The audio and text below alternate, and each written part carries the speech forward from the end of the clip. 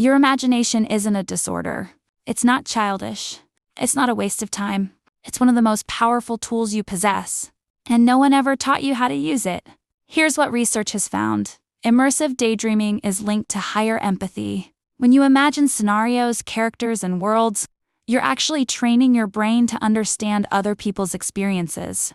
You know that feeling when you're reading a book, and you feel what the character feels? That's not just entertainment.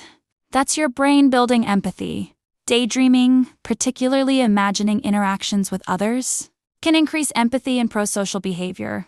Your imagination doesn't make you disconnected from people. It makes you more connected. It teaches you to feel what others feel. We don't have an inherent sense of self.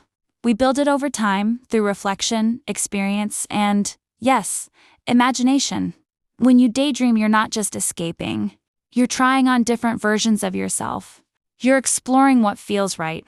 You're discovering who you actually are beneath all the expectations, the masks, the performances.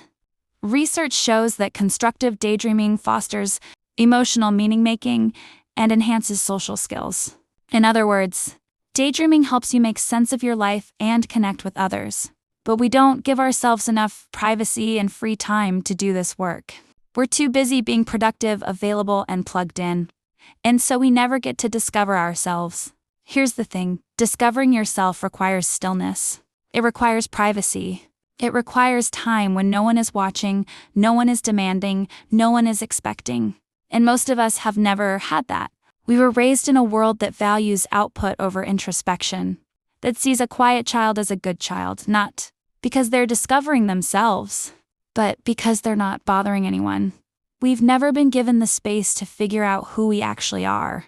And so we carry around this vague sense of something's wrong with me when really, we just never got to meet ourselves. Your imagination is not the problem. It's the solution. It's the tool you were given to build yourself when no one else was building you. It's not childish. It's essential. The complete framework for using imagination as a tool for self-discovery lives in my guides. Link in the description. Comment below. What's one thing your imagination has helped you understand about yourself?